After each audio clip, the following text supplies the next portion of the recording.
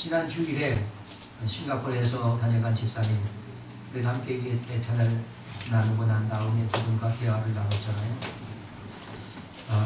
여러분 아마 그 대화에서 싱가포르를 우리가 여름 수양의 장소로 정하고 또 그곳에서 쉼을 갖는 것이 실은 가능하다라고 하는 생각을 아마 했을 것 같아요. 그죠? 아멘. 네, 아멘도 나오고.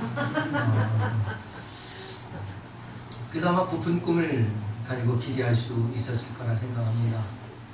편안하게 쉼을 가질 수 있도록 싱가포르 국가가 제공하는 군도도 있고, 그죠? 거기에 또 싱싱한 해산물과 열대 과일들이 또 이렇게 쫙 만찬으로 그려집니다. 뿐만 아니라 거기에다가 치안에 걱정이 없는 안전함까지 더해졌기 때문에 제대로 된 휴가를 경험할 수 있는 기회가 되지 않을까 생각을 합니다. 아직 결정되진 않은 것인데도 불구하고 마치 가는 것처럼 가슴이 부풀어 오르기도 하죠. 저는 오늘 끔찍한 두려움과 그리고 황홀한 기쁨의 그 사이를 오늘 여러분과 함께 나누려고 하는 겁니다. 끔찍한 두려움과 황홀한 기쁨의 사이. 자, 여러분, 싱가포르는 지구 중에서 가장 치안이 잘 된 국가, 도시국가 아닙니까? 그죠? 그곳에는 범죄에 대해서는 예외 없는 아주 죽음보다 두려운 처벌을 가한다고 하죠. 얼마 전에는 베트남계 호주 청년이 사촌의 부탁을 받고 여행 가방을 옮겨주다가 마약 사범으로 검거됐죠. 호주 정부의 구명 외교에도 불구하고 그는 사형되고 말았습니다. 이토록 싱가포르는 그 범죄에 대해서는 단호했습니다. 강간범 같은 사람들도 보통 3대 이상의 태형을 집행한다죠. 전에는 사람의 손으로 직접 형을 집행했지만 요즘은 기계로 태형을 집행한다고. 그러니까 사정 봐주지 않는 거죠. 이 퇴장을 우리 조선시대의 곤장 정도로 생각하면 안 된다는 겁니다. 이 퇴장은 그 퇴장에 작은 끈들이 있고 그 끈에 갈고리 같은 것이 있어서 퇴장을 맞을 때 이 갈고리가 쪽 하고 살을 짚고 그리고 떨어지는 순간 살점을 뜯어낸다는 겁니다. 그래서 보통은요, 한 번에 3대 이렇게 맞지 않는 것하고 한 대를 맞고 상처난 것을 한 달쯤 치료하고 또다시 한 대 맞고 또다시 치료하고 또다시 막 이런다는 거죠. 야, 그러니 매보다 치료받고 기다리는 그 기간이 더 힘들고 두렵고 무섭지 않을까 싶습니다. 여러분, 죄에 대한 형벌이 그 얼마나 무섭고 힘겹고 두려운가를 안다면 그 죄가 무서워지지 않겠냐 하는 겁니다. 그래서 그 끔찍한 두려움으로 인해 싱가포르는 모든 사람에게 안전을 제공할 수 있을 만한 그런 치안을 자랑합니다. 그래서 우리도 잠시나마 행복한 꿈을 꾸는 그런 기회를 갖기도 하지 않았나 싶습니다. 오늘 본문의 저자는 다윗입니다. 여러분, 다윗은요, 그의 인생에서 견뎌내기에 너무나 무겁고 힘겨웠던 때가 여러 번 있었습니다. 여러분도 잘 아시겠지만 사울 왕에게 쫓겼던 그 시절 굉장히 힘들었죠. 또 그의 아들 압살롬에게 배신을 당하고 쫓겨다녀야만 했던 그때 뿐만 아닙니다. 바세바를 범하고 회개하며 살아야 했던 시절들, 거기에 인구조사를 통해서 하나님의 진노를 받아 그 3일간의 악몽, 다윗의 인생에도 정말 무겁고 힘겨웠던 때였을 것이다 라고 생각합니다. 그런데 다윗이 당했던 그 고난들을 들여다보니까 사울 왕의 시기로 인해서 받은 고난 외에는 대부분이 다윗 자신의 죄로 인해 받은 하나님의 징계였습니다. 여러분, 다윗은 그 고통의 무게가 얼마나 견디기 힘겨운 것인가를 충분히 경험했던 겁니다. 그러면 여러분은 어떠십니까? 죄 때문에 하나님께 징계를 받아서 무겁고 힘겨운 때를 여러분은 경험하셨습니까? 죄로 인해 감당해야 했던 그 무거운 시절들을 여러분은 지금 기억은 하고 계십니까? 그 아픔과 두려움을 우리는 기억해 둘 필요가 있다라고 저는 생각합니다. 물론 우리가 우리 인생을 그 두려움에 살자는 것은 절대 아닙니다. 우리 인생은 행복해야 돼요. 믿습니까? 네, 행복하고 기뻐야 합니다. 그렇게 기쁘고 행복한 우리 인생을 살기 위해서 우리는 그 죄의 무거운 결과를 알고 있어야 한다 하는 말씀입니다. 다윗은 죄가 무겁고 힘겨우며 무서운 짐이라고 하는 것을 그는 분명히 알았던 것 같습니다. 그래서 그 죄를 던져버리고 싶었던 겁니다. 그러나 스스로가 그렇게 할 수 없는 문제였기 때문에 그는 하나님의 긍휼과 은혜가 전적으로 필요했던 거죠. 인생의 그 무거운 짐을 벗어 던지고 싶었던 다윗의 몸부림, 그리고 저와 여러분의 그 몸부림, 이제 이 문제가 완전하게 해결되어야 하지 않겠습니까? 예수님께서는 분명하게 말씀하셨습니다. 수고하고 무거운 짐진 자들아 다 내게로 오라. 수고하고 무거운 짐진 자들아. 한두 사람을 부르고 있지 않습니다. 우리 인생에서 수고하고 무거운 짐, 그 죄의 짐으로 무겁게 힘겹게 두렵게 살아가고 있었던 저와 여러분을 주님이 부르고 계십니다. 주님께 오면 주님이 다 쉬게 하시겠다 하셨습니다. 할렐루야. 몇몇 사람에게만 주어지는 것이 아니라 주님을 찾은 자, 주님께 나온 자들이라면 모두에게 이루어 주실 하나님의 은혜였다 하는 것입니다. 따라서 그 무거운 짐도 다 벗어던지고 그 짐을 무겁게 짊어지게 했던 죄도 깨끗하게 사함을 받아서 우리 인생이 기쁘고 행복한 새로운 인생이 될 수만 있다면 여러분 얼마나 좋겠습니까? 할렐루야. 우리는 오늘 본문을 통해서 그 은혜로운 기회를 다시 한번 깨닫게 될 수 있기를 원합니다. 그 은혜로운 기회가 저와 여러분에게 주어졌던 것임을 우리가 알게 될 수 있기를 바랍니다. 여러분, 오늘 본문에서 다윗은 자신의 행복과 하나님의 기쁨은 동일한 하나인 것을 우리에게 보여주고 있습니다. 나에게 필요한 것, 내가 간절히 원하는 것과 하나님이 간절히 원하는 것이 동일하다, 이런 얘기입니다. 그 말씀을 오늘 본문을 통해서 우리가 함께 찾아보고 또한 깨달을 수 있기를 바랍니다. 그럼 그것이 뭐냐?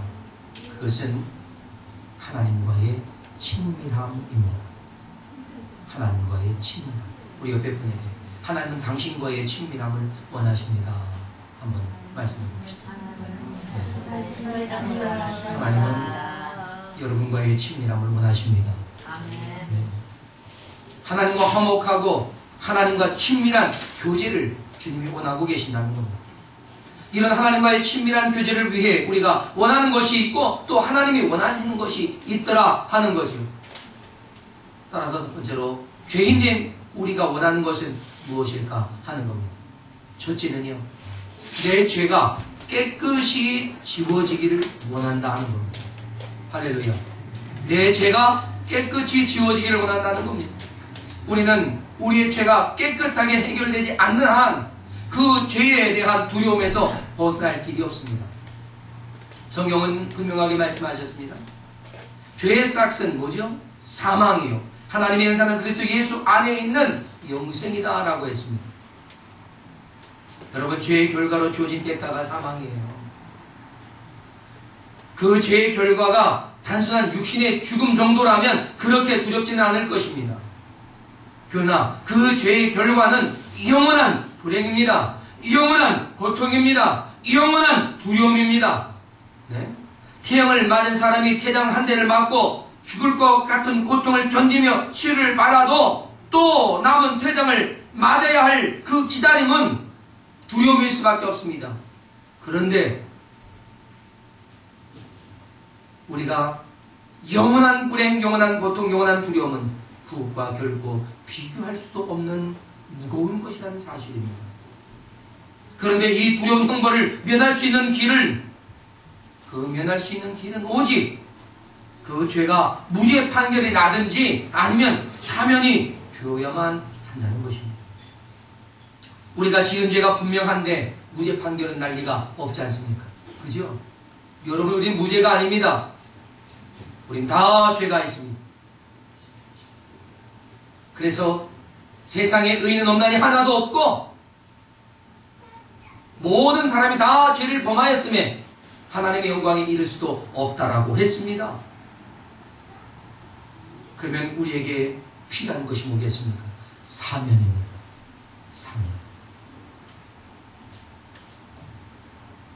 오늘 다윗은 자신이 밧세바를 범하고 자신의 간통죄를 덮어버리려는 얄팍한 생각으로 그 우리아를 전쟁터에서 죽게 했죠.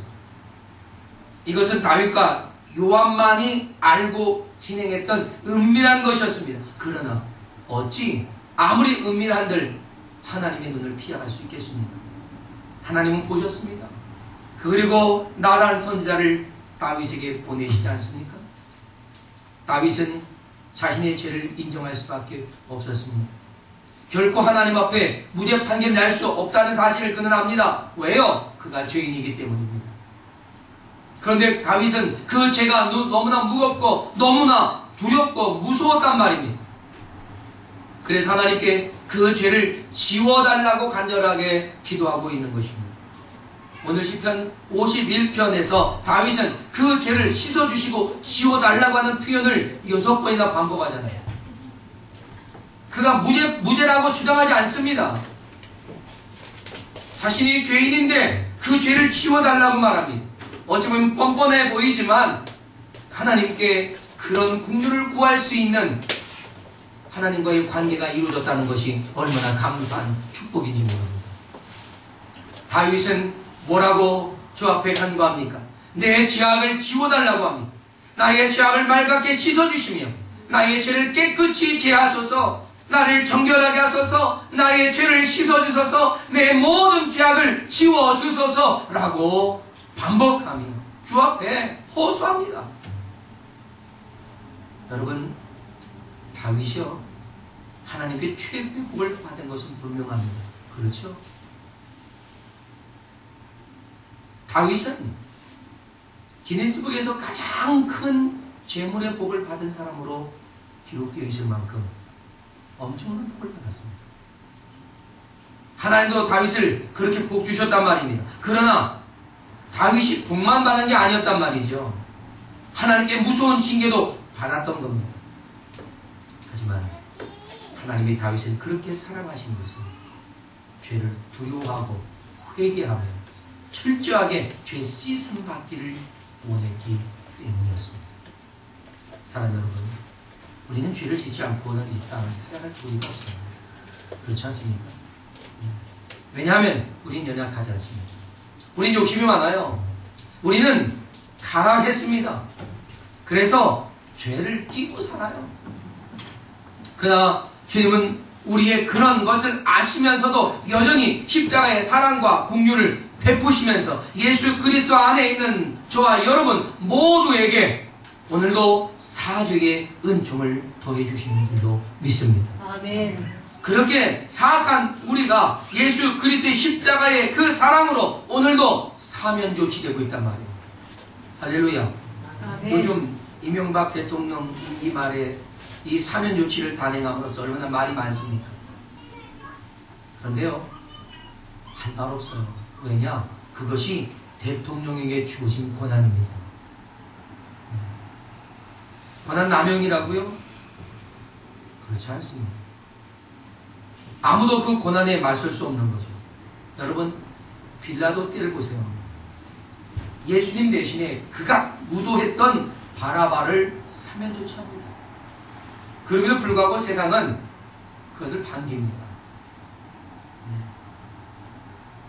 여러분, 우리 하나님은요, 예수 그리스도의 십자가로 인해서 저와 여러분의 죄를 사면 조치하셨습니다. 할렐루야. 아멘. 죄가 없다는 것이 아닙니다. 죄를 지워주신 거예요. 할렐루야. 네. 다윗이 그렇게 원했던 바로 그것이 이루어진 거란 말입니다. 여러분, 죄의 완전한 사면이었습니다. 그의 죄는 완전히 지워져 버렸단 말이죠. 세상에서의 사면은요, 그 죄의 흔적이 남을지 몰라도 십자가의 대속으로 이루어진 사면은 흔적조차 남지 않습니다. 하나님은 지워준 그 죄를 기억조차 하지 않으신다고 했습니다. 할렐루야. 그럼 두 번째 우리가 원하는 것은 뭡니까? 그것은 구원의 즐거움이 회복되기를 원하는 겁니다. 구원의 즐거움이 회복되기를 원하는 겁니다. 아멘. 죄가 완전히 지워졌고요, 하나님의 구원이 이루어진다면 우리에게 주어진 그 다음 수순은 뭐겠습니까? 구원의 기쁨이 있는 겁니다. 할렐루야. 여러분, 다윗은 죄 사함에 대한 하나님의 응답을 받았어요. 하지만 다윗은 그 죄에 대한 하나님의 징계를 받아야만 또 했습니다. 하나님께서는 그가 견딜 만큼만 징계하셨습니다. 다윗은 그 하나님의 징계에서 하나님의 긍휼과 자비를 구하고 있었던 겁니다. 물론 하나님은 긍휼을 베푸시긴 하셨지만 그래도 다윗이 그 죄로 인해 뼛속까지 경험하도록 하십니다. 그런데 그렇게 아프게 한 것이 여러분 하나님의 은혜라는 사실을 아십니까? 하나님과 다윗과의 그 관계를 온전하게 유지하고 싶으신 하나님의 배려였습니다. 사랑하는 여러분, 여러분의 인생의 무게가 힘들고 무겁고 고통스러울지라도 그것이 오히려 여러분에게는 하나님의 사랑에서 벗어나지 않을 수 있는 기회가 된다는 사실도 깨닫길 바랍니다. 그러니 우리가 그런 고난을 받으면서 주 앞에 기도해야 할 것은 하나님께, 하나님, 이 죄의 값이지만 우리가 하나님께 받을 마땅한 징계이지만 그것을 좀 줄여주십시오 라고 하는 겁니다. 여러분, 다윗은요 뻔뻔스럽게 하나님 앞에 죄의 용서를 구한 게 아닙니다. 여러분, 오늘 본문을 보십시오. 여러분,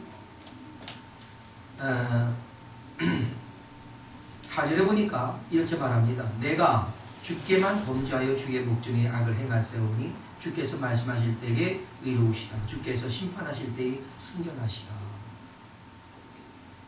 이 말이 무슨 말이냐?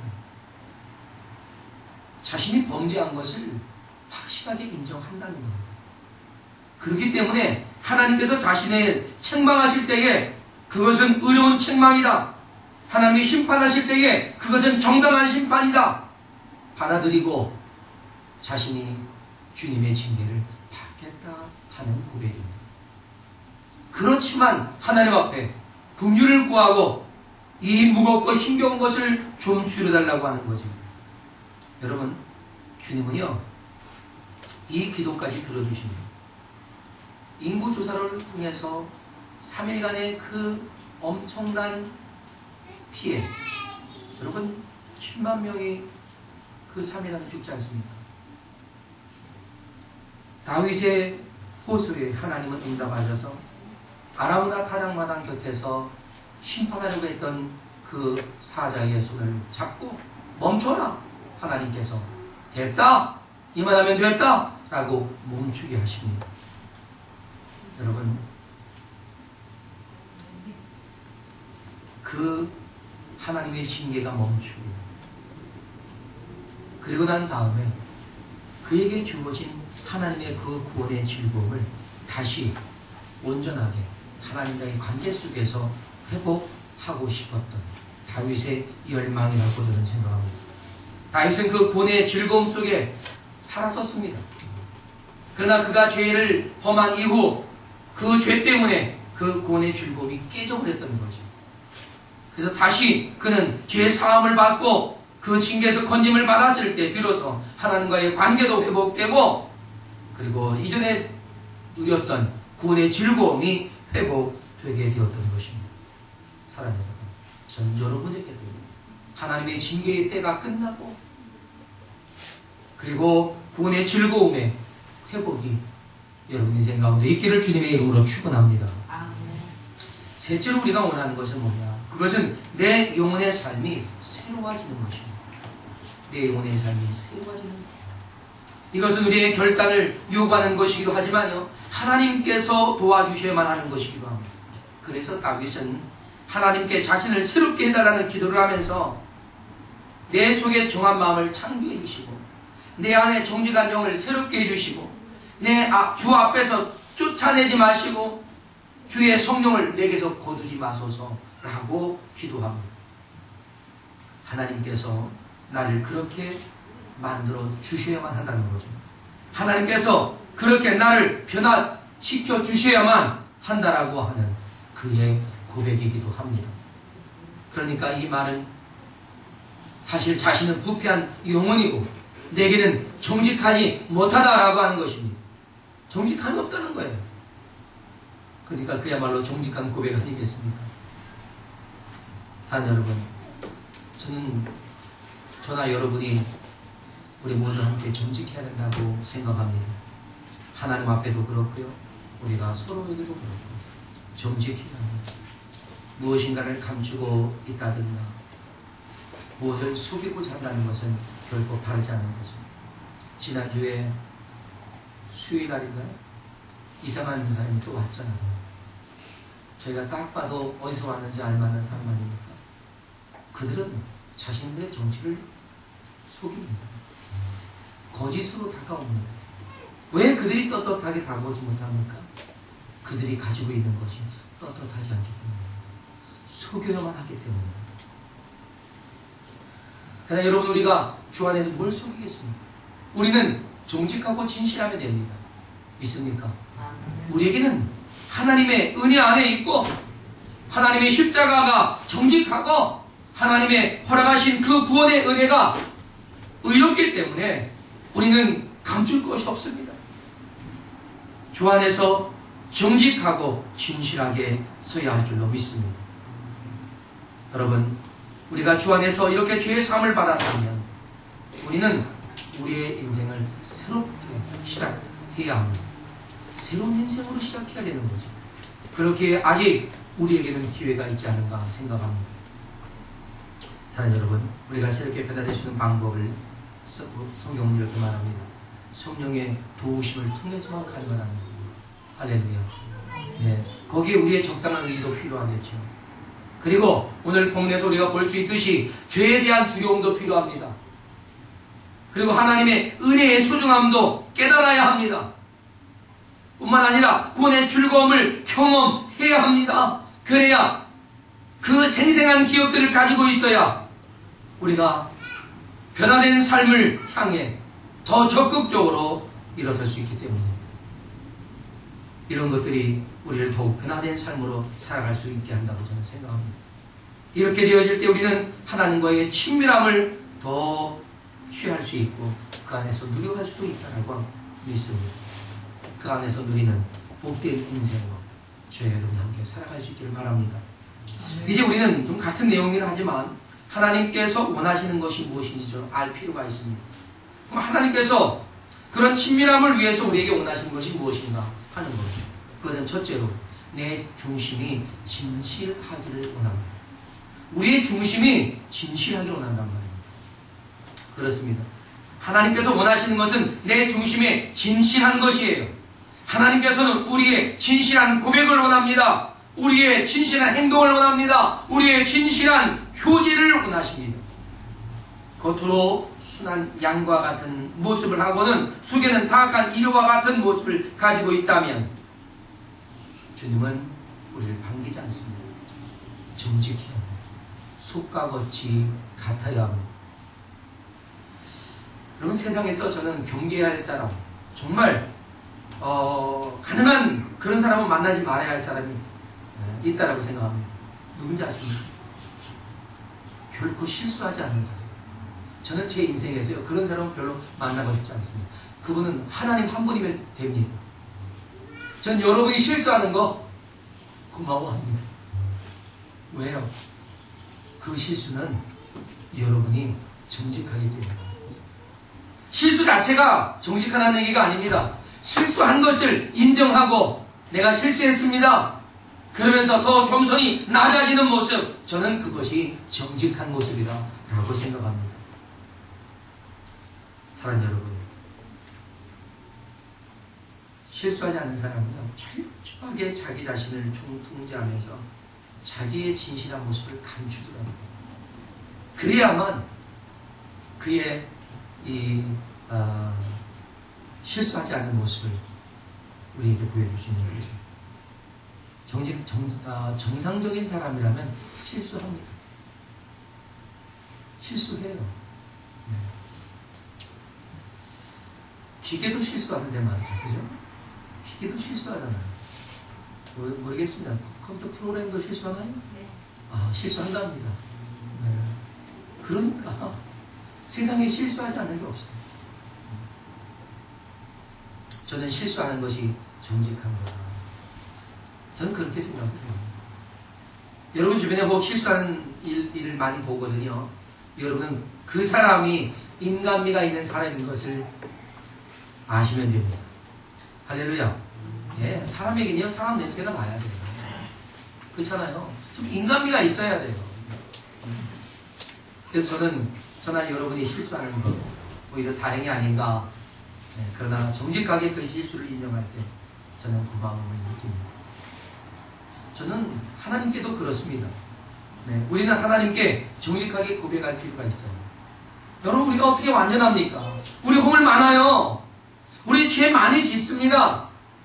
네, 그냥 죄에 막 블랙홀에 빨려 들어가듯이 그냥 빨려 들어가기도 하고요.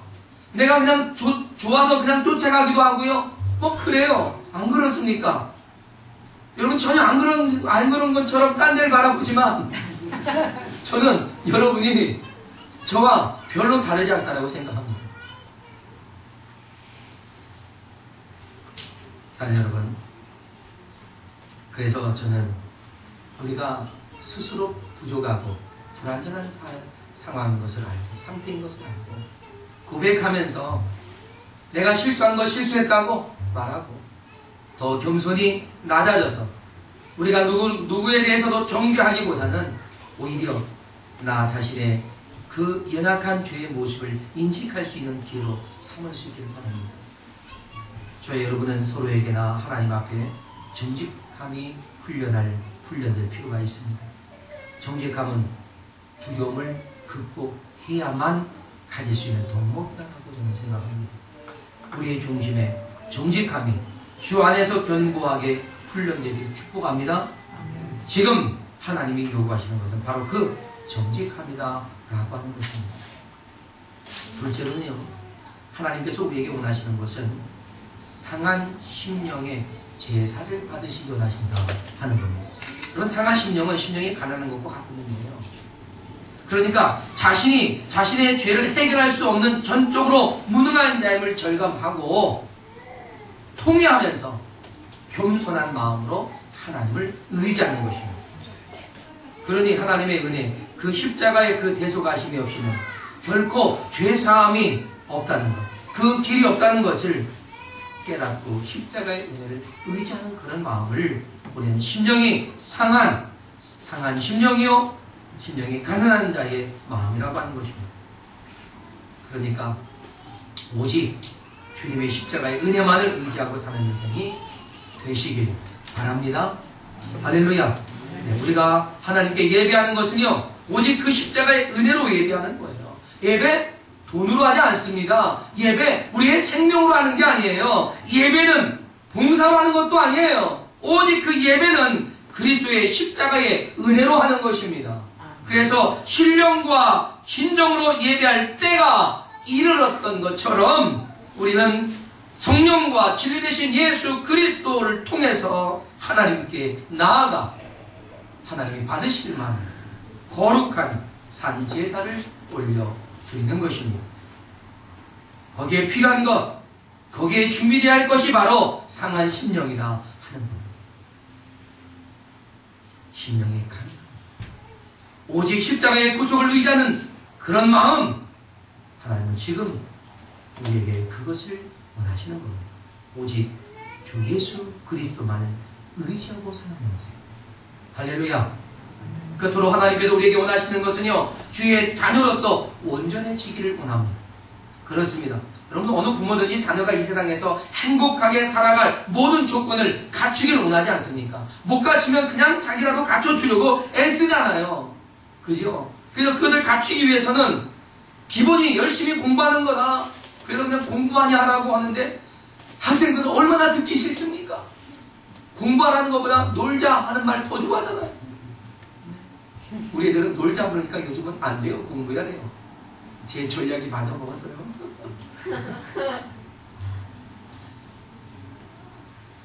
저는 하나님께서도 우리가 이 세상에서와 천국에서 행복하고 복되게 살아갈 모든 조건을 다 갖추고 살아가길 원하신다고 믿습니다. 오늘 본문 19절에서 이렇게 증거하죠. 의로운 제사와 번제와 온전한 번제를 기뻐하신다는 겁니다. 이게 무슨 말씀이냐? 하나님께서는 제물과 제물을 드리는 자의 마음, 그의 삶을 받으신다는 겁니다. 그러니까 주님이 받으실 만한 그런 모습이 갖추어졌을 때 하나님은 그것을 받으시고 우리에게 놀라운 은혜와 복을 베풀어 주신다는 거죠. 복 받을 만한 자들이 되는 것을 주님이 원하신다 하는 말씀입니다. 그러니 우리가 하나님께서 기쁘게 받으실 만한 그런 제사를 드릴 수 있을 때 우리는 수소를 잡아 하나님 앞에 가장 귀한 제사로 드림으로써 하나님께 온전함을 인정받고 그 온전함이 하나님과 우리와의 온전한 교제를 이루고 주님과의 친밀함이 아름답게 이루어졌다는 것입니다. 할렐루야. 그래서 이 땅에서 가장 행복하고 복된 인생이 되었다는 것이죠. 오늘 시편은 바로 그것을 우리에게 말씀하고 싶었던 겁니다. 사랑하는 여러분, 가장 행복하고 복된 인생이 누구겠습니까? 그는 하나님과의 친밀함으로 교제하는 바로 그런 사람입니다. 그가 바로 저와 여러분 되기를 축원합니다. 우리가 주님을 찾으면 주님께서 만나 주신다고 했습니다. 대답해 주신다고 했습니다. 힘들 때 찾아와서 위로해 주시고 무거운 짐을 대신 들어주시고 행복할 때 와서 함께 기뻐해 주시고 잔치를 베풀어 주시는 주님과의 친밀함을 누리는 바로 그런 사람이 가장 행복한 사람이 아니겠느냐 하는 것입니다.